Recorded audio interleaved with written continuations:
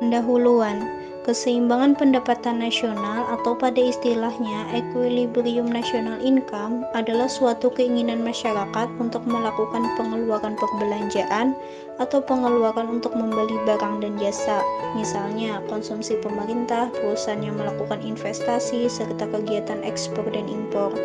Contoh-contoh tersebut sama halnya dengan penawaran barang dan jasa atau keinginan pemerintah, pengusaha, dan masyarakat untuk menghasilkan barang dan jasa yang meliputi aggregate supply.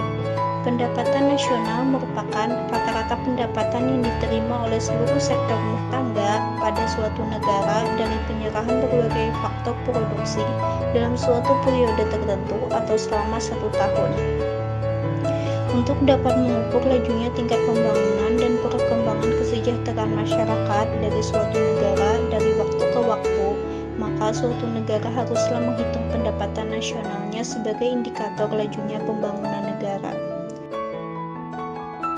Salah satu cara untuk menentukan besarnya pendapatan nasional adalah dengan metode perhitungan pendapatan nasional yang sudah ditetapkan.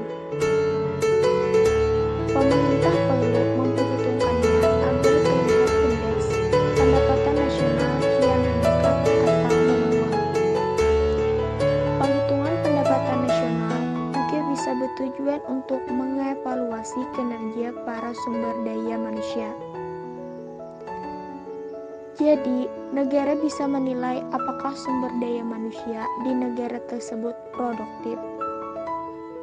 Untuk menghitung jumlah atau nilai dari pendapatan nasional, maka ada 3 metode perhitungan yang dapat digunakan dalam menghitung nilai pendapatan nasional. Adapun metode-metode pendekatan. 1. Metode pendekatan produksi. Cara menghitung pendapatan nasional dengan metode pendekatan produksi yaitu menjumlahkan nilai tambah yang didapat dari selisih antara nilai produksi dengan nilai biaya dari seluruh sektor produksi selama satu periode atau dalam 1 tahun. Kedua, metode pendekatan produksi merupakan seluruh pendapatan nasional hasil dari penjumlahan seluruh penerimaan yang dilakukan pemilik faktor produksi dalam suatu negara selama periode tertentu atau dalam 1 tahun. Cara menjumlahkan yaitu dari berbagai faktor produksi yang memberikan sumbangan terhadap kegiatan proses produksi. Faktor produksi, tenaga kerja, modal, tanah, dan keahlian. 3. Metode pendekatan pengeluaran. Dengan cara menjumlahkan seluruh pengeluaran dari berbagai sektor ekonomi, sektor rumah tangga, sektor pemerintah, sektor perusahaan, dan masyarakat luar negeri. Selanjutnya adalah keseimbangan pendapatan nasional pada perekonomian 4 sektor.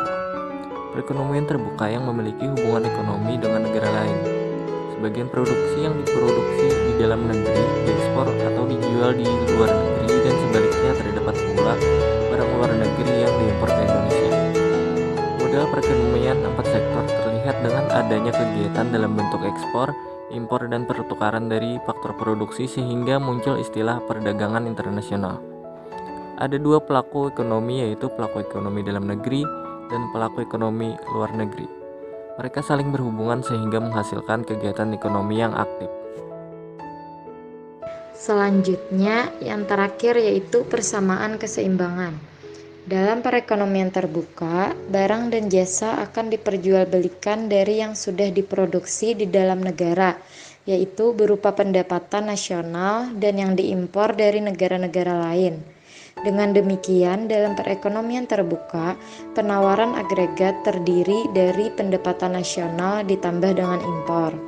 Nah, jadi sistem ini memberikan kesempatan bagi masyarakatnya untuk berinteraksi dalam bidang ekonomi dengan negara lain, baik itu perseorangan, swasta, ataupun pemerintahan. Kegiatan ekonomi tersebut bisa dalam bentuk perdagangan produk barang dan jasa,